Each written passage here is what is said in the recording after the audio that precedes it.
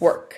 Recently, we've been talking about the concept of work in class, different kinds of work, how it factors in the transformation of different energies, and generally how it's done. One thing that has been quintessential to our understanding of work and energy is the concept of systems and how we define them. So we have to ask ourselves the question, what is a system and why is it important in relation to work and figuring out how much work is done? First, let's review the definition of force. A force is the interaction between two objects or systems. The amount of work done is equal to the external force exerted on a system, multiplied by the displacement of that system, multiplied by the cosine of the angle formed between the direction of the external force and the direction of the displacement. We've done the derivation for this, and we've applied it to multiple problems. But again, why does a system matter? A system defines what objects are being acted upon. If a person is within the defined system, they cannot, by definition, do any work on any other object within the system or on themselves. It's important to define our systems because without them, we don't know what kind of work is being done or if any work is being done at all.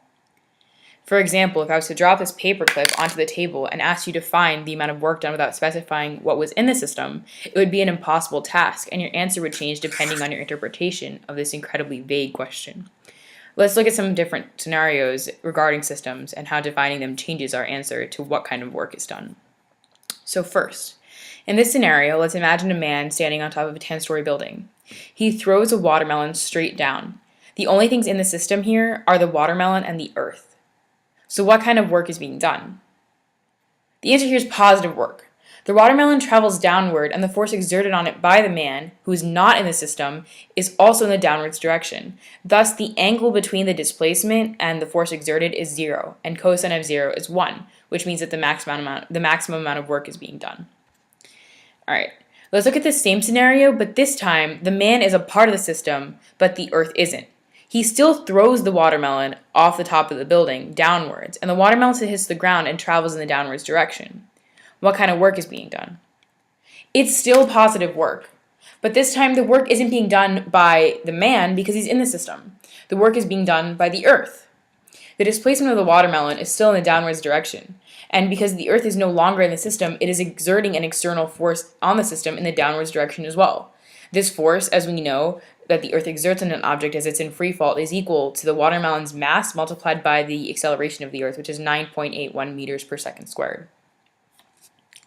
Alright, same scenario, but this time, take the man standing on top of the 10-story building and he just simply drops the watermelon off the building. He doesn't exert any force. The only things in the system this time are the watermelon and the earth. So what kind of work is being done here?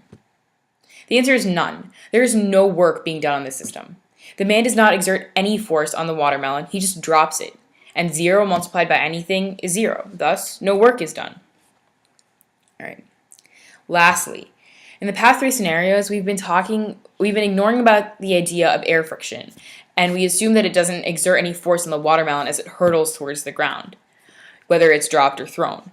What if we defined our system as the man, the earth, and the watermelon and took the effect of air resistance into account?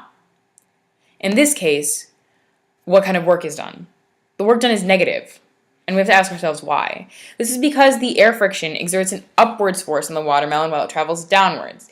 The angle between the displacement and the external force exerted on the system is 180 degrees. The cosine of 180 degrees is -1, which makes the work done by the air friction negative.